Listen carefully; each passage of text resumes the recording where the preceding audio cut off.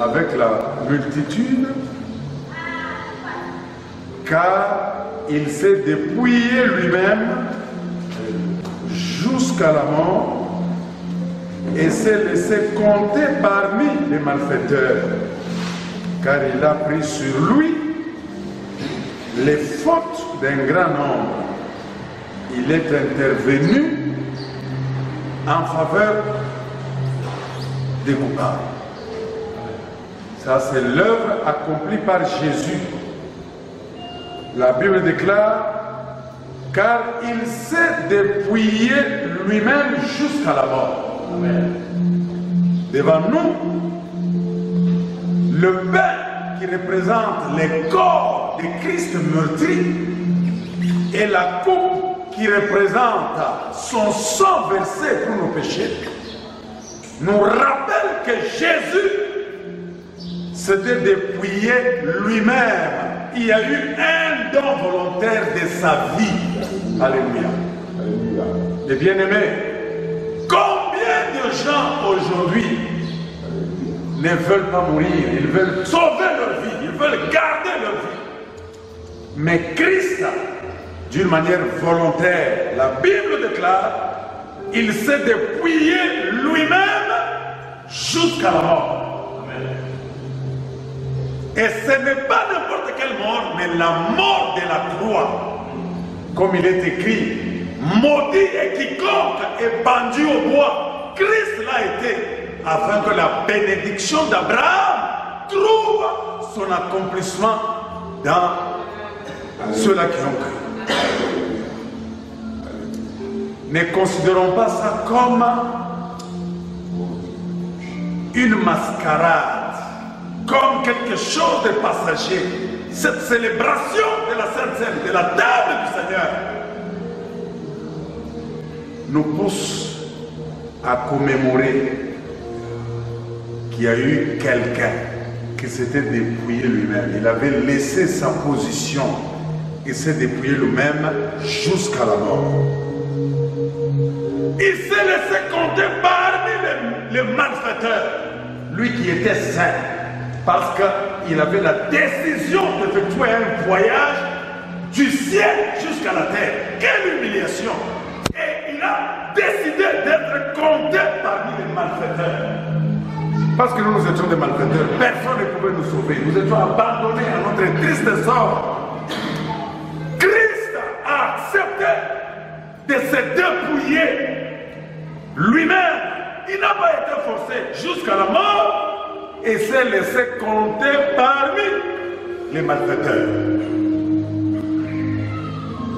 Nous sommes des malfaiteurs. Dieu a regardé sur toute la terre pour chercher à trouver qui les craignait. Personne. Alors personne ne craignait Dieu. Chacun suivait sa propre foi. Nous étions des malfaiteurs, comptés parmi les malfaiteurs. La mort éternelle nous attendait. La punition de Dieu à cause de nos péchés nous attendait. Nous étions tous passibles au jugement de Dieu. Christ s'est laissé compter parmi les malfaiteurs. On l'a considéré aussi malfaiteur parce qu'il a décidé de descendre sur la terre pour qu'il soit compté. Il s'est laissé qu'on les compte aussi parmi les malfaiteurs, qu'on les considère aussi malfaiteurs, bien qu'il était juste, parce qu'il avait un objectif, de sauver ces malfaiteurs, de les sauver toi et de me sauver moi. Est-ce que nous comprenons ça? Lorsqu'on nous dit venons célébrer la table du Seigneur, c'est une table, un repas de souvenirs où nous nous rappelons qu'il y a eu quelqu'un qui s'est laissé compter parmi les malfaiteurs. Combien de gens cachent leurs péchés? Ils ne veulent pas qu'on sache qu'ils ont péché. Ils ne veulent pas, ils cachent.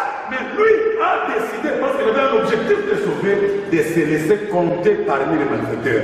On l'a aussi compté, lui aussi, parce qu'il a décidé de mourir pour les malfaiteurs. La Bible déclare, car il a pris sur lui les fautes d'un grand nombre. Il a pris sur lui les fautes d'un grand nombre. Il a pris sur lui tes fautes. Il a pris sur lui mes fautes. Il a pris sur lui les fautes de toute l'humanité. Il s'est laissé compter parmi les malfaiteurs. Il a pris les péchés que lui n'avait pas commis. Qui peut accepter ça? Mourir à la place de quelqu'un d'autre? Qui?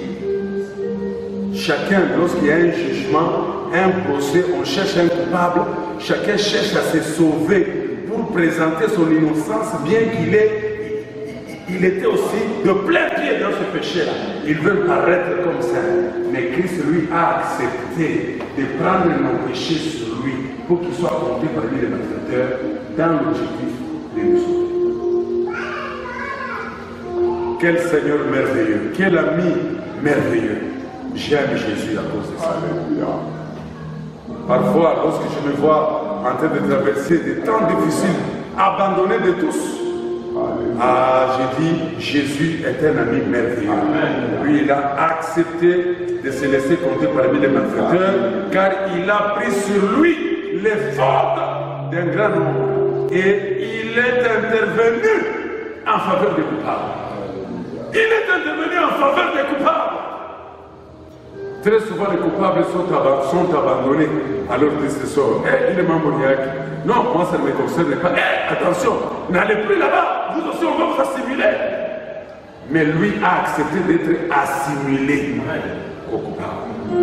Il est intervenu. Pendant qu'il mourait à la croix, il intervenait en faveur des coupables. En faveur des coupables.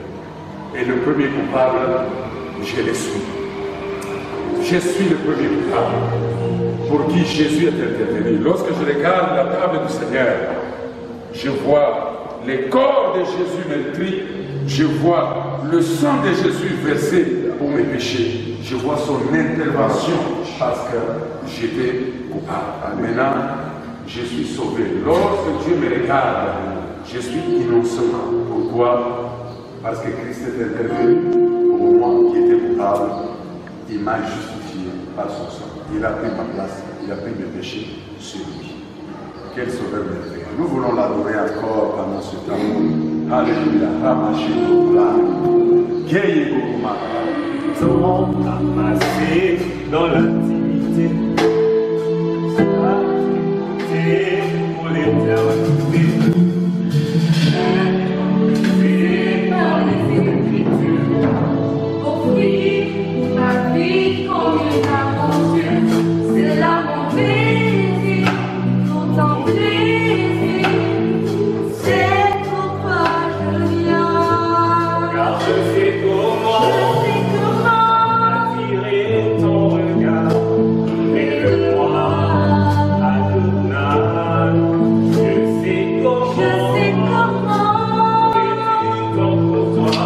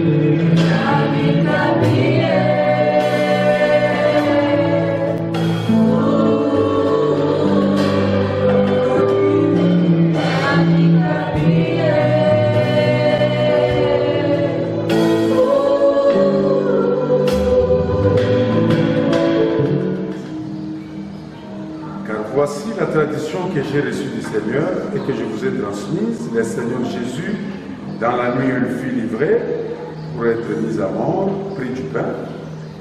Et après avoir prononcé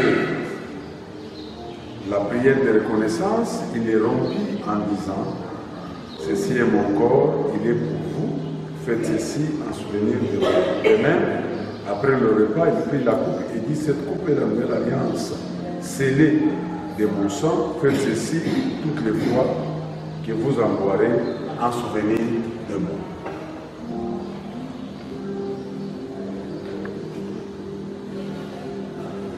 Dans mes mains, j'ai le pain représentant ton corps qui a été meurtri et la coupe représentant ton sang versé pour la rémission des péchés de plusieurs. Nous nous rappelons que Jésus, un jour au ciel, tu avais décidé de te dépouiller toi-même et d'être compté parmi les malfaiteurs, parce que tu avais décidé de prendre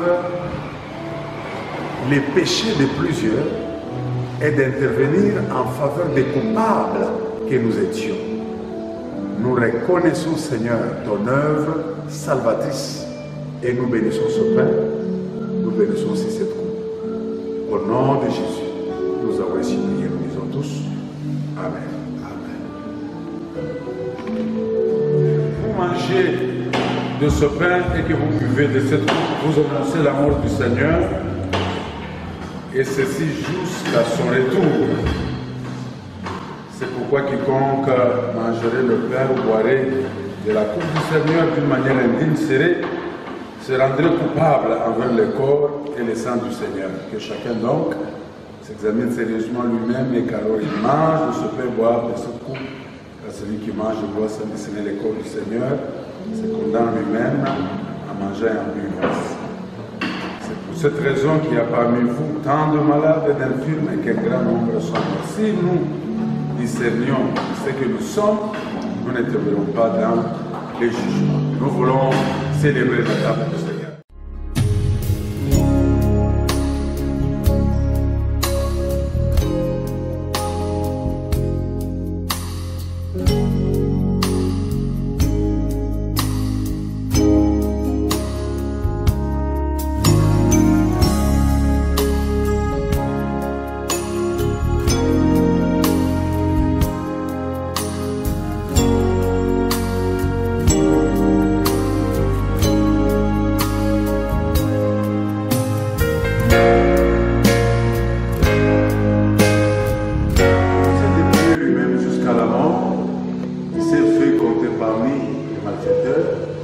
Car il a pris sur lui les fautes d'un grand nombre et il est intervenu pour pardon. Nous voulons saisir cette opportunité pour prier en faveur des autres.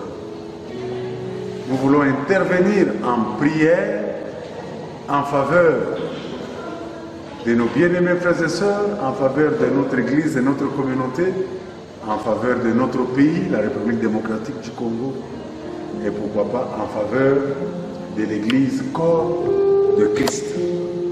Alléluia. Nous voulons pendant ce temps prier pour ceux-là qui sont malades, nos bien-aimés frères et sœurs, qui ne sont pas venus tout simplement parce qu'ils sont malades, ou ils ont les membres de leur famille qui sont malades. Nous allons saisir cette opportunité. Christ a payé le prix pour que nous puissions être en bonne santé. La Bible déclare, par cette meurtrissure, nous sommes guéris. Nous allons prier. Nous allons dire au Seigneur, touche les corps de nos bien-aimés frères et sœurs qui souffrent, qui sont affaiblis par la maladie. Relève ceux-là qui sont alités. Que ta puissance se déclenche pour que ceux-là qui sont faibles et malades soient guéris au nom de Jésus. Élevons-nous voix. Prions. Oui, Seigneur, sois en train de toucher ceux ceux-là qui sont malades. Sois en train de toucher ceux-là qui sont malades. Sois en train de toucher ceux-là qui sont malades. Sois en train de toucher ceux-là qui sont malades. Au nom de Jésus. Au nom de Jésus. Nous avons prié toujours pour le bien-aimé, frères et sœurs. Nous avons dit, Seigneur, il y a ceux-là qui sont affaiblis dans le foi. Nous voulons, pendant ce temps, que tu puisses le relever, les édifier dans la foi. Qu'ils continuent encore à te faire confiance. Toi qui es la source de salut. Toi qui es le premier et le dernier. Toi qui sauves et qui délivres. Relève ceux-là qui ont cessé de compter sur toi, qui ont cessé de compter sur tes promesses. C'est toi qui donnes la force à ceux-là qui sont fatigués, tu augmentes la vigueur de ceux qui tombent en défaillance. Mais bien aimé, notre Dieu écoute la prière. Élevons-nous, prions. Seigneur, je prie pour avec nous les serments de ce matin. Nous te disons sincèrement merci parce que toi tu as conduit nos pas en ce lieu pour t'élever, pour t'exalter, pour te bénir, toi le grand Dieu, miséricordieux. Toi le Dieu puissant, glorieux et merveilleux. Nous t'avons senti, nous avons observé ta présence en ce lieu, nous avons goûté à ta sainteté. Tu nous as fait de grandes choses en ce lieu, Seigneur. C'est pour cette raison, oh Dieu, nous t'élèvons, nous t'exaltons, nous te bénissons parce que tu es le véritable